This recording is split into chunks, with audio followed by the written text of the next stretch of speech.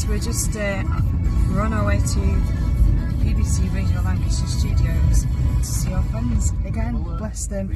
So grateful that they're going to have us back on for something else this time. So we'll catch up with you again soon. Gary with you through until 10 o'clock tonight. And tonight we catch up with old friends. Here we go, folks. Just entering into Blackburn. Ready to go to BBC Lancashire Radio Studios. We're just going to be going down there. About another 5 minutes, we'll be in there. After 8:30, I mentioned old friends. Alan Yates. I popped back in with Alison. Behind every great man, there's a great woman. Alison Yates, about a charity event that they've got coming in. They were in a couple of months ago. We talked about George. We'll talk to them tonight about the charity events they put on, which they're so passionate about because of their connection to a particular illness, a particular complaint, and they want to raise as much money as they can. And this is an invite for you to get along and help them raise some money. They'll be in at about 8:30. Well, here we are, just about to drive past the front. There we go, BBC Radio Lancashire. So we're going to find somewhere to park and get settled in, have a cup of tea, and then get on with Gary Scott and start our show. And I'm joined by, shouldn't really say this, but when you do a job like this, you've got guests that come back, you've got guests that you talk to again, because they're doing something else. And although no one admits it, you tend to have favourite guests. And two of my favourite guests are in the studio, Alan and Alison Yates. To talk about what's going to be another great night, a fantastic event coming up, a charity night to raise funds for Blackpool Haematology Department. And it is, Alison, of course, close to both of your hearts, but yourself particularly. Can we talk about your dad? We can, yes. Let's bring Dad into the ring. Yeah, why not? That's where it all started. My dad was diagnosed with a rare form of terminal blood cancer, known as multiple myeloma, and it was Blackpool Haematology Unit that actually looked after him. And if it wasn't for them, when my dad initially went in at the beginning of the week, they didn't think he would survive the weekend. That's how poorly he actually was. Wow. So had it not been for the haematology team and them looking after him and, sort of getting everything together for what, his personal treatment plan was going to be, we wouldn't have had my dad past that weekend, let alone 16 months that we did have him. 16, when the family's on red alert, because I think many of us have been in that position where it's going to happen, you're going to lose somebody, and you go into this, if you think it's going to happen soon, if it's going to be days, hours, it's a funny sort of place you go to, isn't it? Because you're in limbo, you can't get on with anything, everything gravitates around this condition. So that must have been pretty sapping for you, that must have been pretty difficult. And then to get him stable. And as you say, you've got an extra 16 months. That must have been wonderful. It was. When we'd got past the first couple of months and we finally got news that my dad was going to come home, because this happened in the May and my dad finally came home in the July, it was a case of we kind of had a second chance. I mean, obviously we knew we were on borrowed time, but by that second chance, I mean, we knew it was vital then that, anything that was left undone or left unsaid, or basically that was the time to make the last of our memories, and that's what we did. You got something there that people can't buy. You got something so precious, extra time. Absolutely. And I guess not knowing the length of that extra time, but thinking, well, by rights he should have been gone. We don't know how long we've got him. Yeah. You've got to get busy, haven't you? Yeah. I mean, it was like the Christmas, the last Christmas that we had with him. That was horrendous because I'd actually said to my husband, Alan, I think this will be the last Christmas that we do actually have with my dad, and I honestly think sort of come September next year, he will be gone. And he did. He passed away last September on the 23rd. That's coming up on a year. Yeah. You know, that's been a month's time, and basically it's a year. Obvious thing to say, but that year's going to flown past, isn't it? Surprising how a year can be a long time, but there's no time in a year. Yeah, it's really a really strange feeling, because it's sort of like when I think now, sort of, right, we've done September, October, November, December, and it's like, gosh, we're nearly back on September. So from that aspect, it does seem a while ago, but then when I think of my dad, it seems like yesterday. Yeah. And you've had all them firsts to contend with. First Christmas, first birthday, first Easter, first all them things that normally be part of. Yeah. And he'd be part, and instead you still crack on with it, but there's an empty chair at the table, for want of a better word. And that's hard, isn't it? And I know that'll be striking a chord with a lot of people. The first year, they said time is a healer, and I always say I don't think it is. We just get used to the new normal. That's you know what I mean? Yeah. Because if time were a healer, after a few years, they'd walk back in and they'd be fixed, but they're not, and now it's ever going to be the same again. And those of us that are left behind, right, this is it now. This is normal, you know, and we've got to pick up the pieces and put ourselves together. How brilliant, though, to have something like this, some focus point where you can thank people who helped him. This fantastic unit. Yeah, I mean, when my dad died, because we'd only just 3 weeks prior to my dad passing, we'd only just done our last charity night. So I don't even know where my brain was when my dad passed, but within days of my dad passing, the first thing I said was, I need to do another charity night. Whether I'm ready for it, whether I want to do it, it doesn't come into it. I need to do it, and I need to do it for haematology. And sort of, we got Christmas out of the way, and after that it was like, yeah, we are doing this. And we got in touch with the hospital, and we got things in place, and we actually spoke to the ward manager of haematology and said we'd like to do this. We actually sat down with some of the team members from haematology who looked after my dad. That was very emotional. But do you know what? They were fantastic with us. You know, wonderful. It wasn't a case of we was just there and they was with us because we were going to be doing this charity night for them.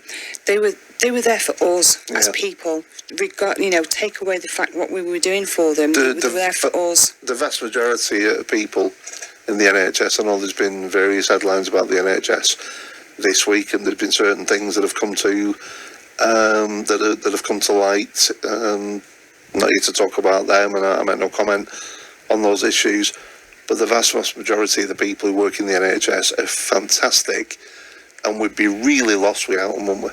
Absolutely. It takes a special person to do what the NHS workers do. Yeah. They work long hours. They work more under strain now than I think what they've ever done. And they've got I can't be doing with blood. I'm worst first aider in the world, but they've got.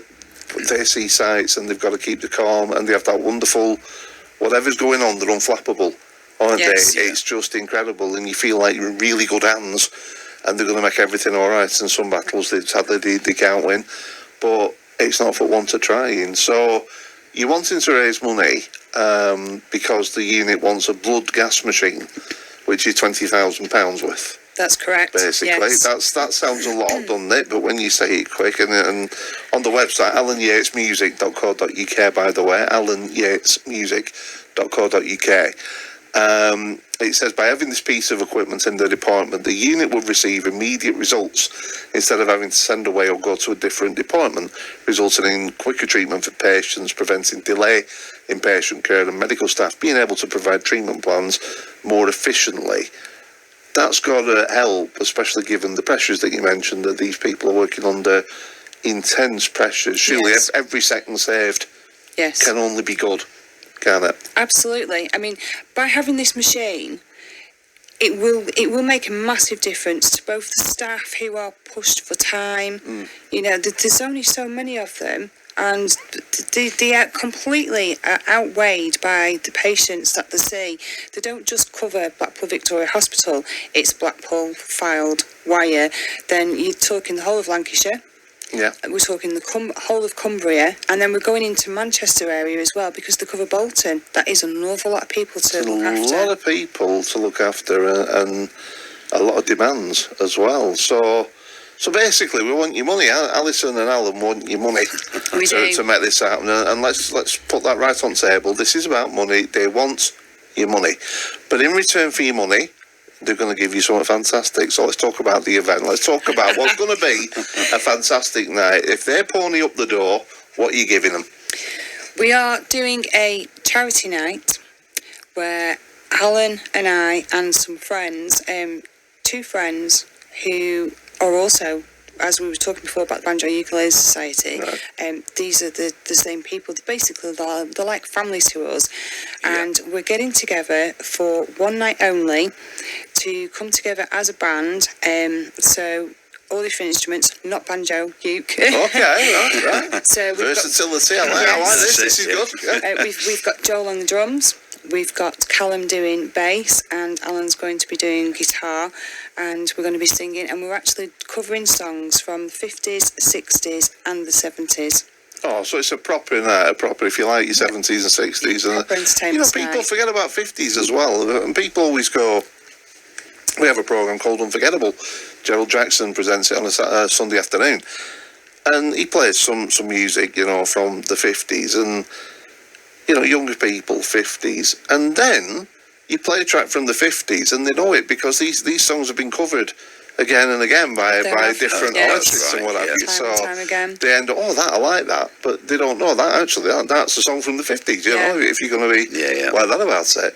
So this is going to be brilliant. 7 o'clock doors open, 7:30 entertainment begins, donations on the door. That's correct. But, when we say donations, don't be tired, give what you can. If you flush, give a bit more, and that's grand. There's going to be an auction? There is. We've got lots of different things for the auction, donated by different people. And naturally, it goes without saying, Alan Yates Music, we're donating instruments. I thought you were going to say you're donating Alan. that could be a thought. For the right price, you can take him with you. There's no problem. Do you want him wrapped? Or he did want to offer to raffle me off. So maybe it's payback time. Well, this is it. This is fair enough. And I love this. There's a special prize. Get in touch with us prior to the event and let us know you're coming, and we'll enter your name to a special prize draw to be given out on the night. So if people let you know and commit to coming, you might win a prize just for being there. That's correct. Yeah, that's brilliant. That is fantastic. If you're waiting for the 9 o'clock news, we're not having the news, by the way. I've made an executive decision. Don't worry about it, Leon. It's all cool. This is great. So where is it taking place? Let's find out the details. Where is it?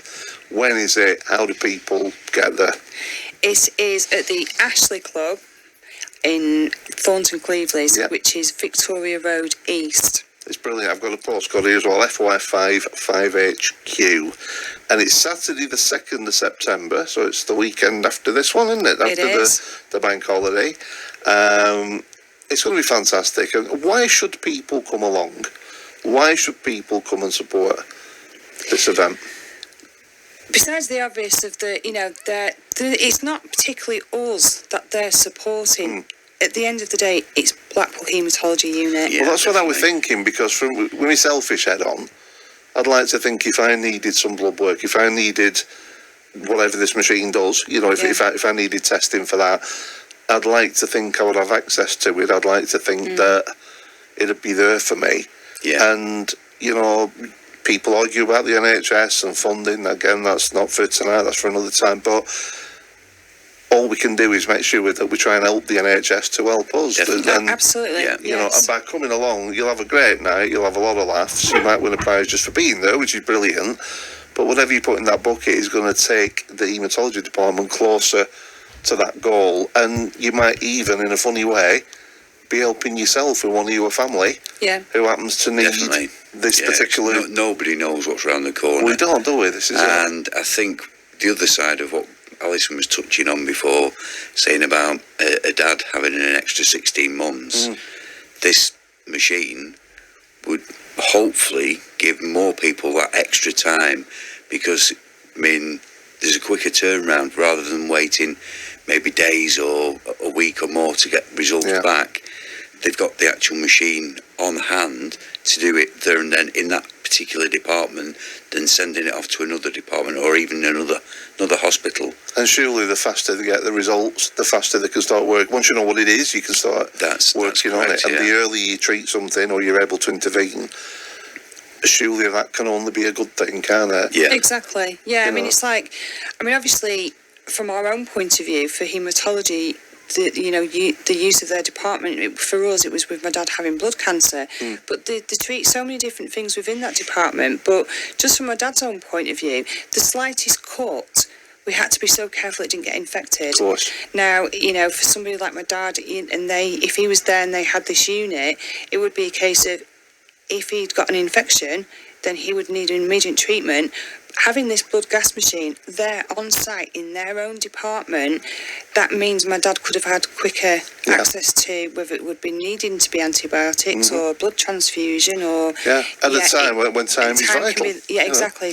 In some cases, for people, time is literally the essence. Well, I wish you well. I hope you raise an absolute bundle, because it's a great cause. It's the department's fantastic. They clearly sound like brilliant people. They are. Yeah. As you know, sadly from first-hand experience. Great night out. Saturday the 2nd of September, at 7 o'clock. Get yourself down nice and early. Get yourself a chair. Donations on the door, but give generously, because just think about it. You're getting a night out. You're getting a fantastic night out. You're getting a good laugh. You're getting some great entertainment. That's got to be worth a few quid to keep you entertained. How much would you pay for 24 hours with your mum or your dad? How much would you pay for one more day with them? This machine could do that for people, potentially. Could do that for you, who one of your family. I know my parents have gone, and you could name your own price. If I could have them back for 24 hours, you could have next month's wage and all the money after it. So get along to this, get busy, give generously, take part in the auction, and all your change, when you get around in from boy, don't wear your pockets out with all that change. Find the bucket and stick it in there. And the folding stuff's good as well, Alison, isn't it? Save the money. There's going to be plenty of buckets around, but I mean, if people can't make it but would still like to donate, if they go onto our website of Alan Yates Music and actually go to our event page, down at the bottom where it tells you all the information with regards to the charity night, there is actually another link button to take them to the Just Giving page. Brilliant. And then obviously the money for that goes straight to the charity itself. So you can donate, even if you can't make it, if you're busy that night, you can still donate. Hey, come on, throw a fiver their way. That's not bad, is it? You can do this, Lancashire. Get busy. I know you can, because Lancastrians are brilliant and we like helping our own. You'll have to come back when it's all over, when it's done and dusted.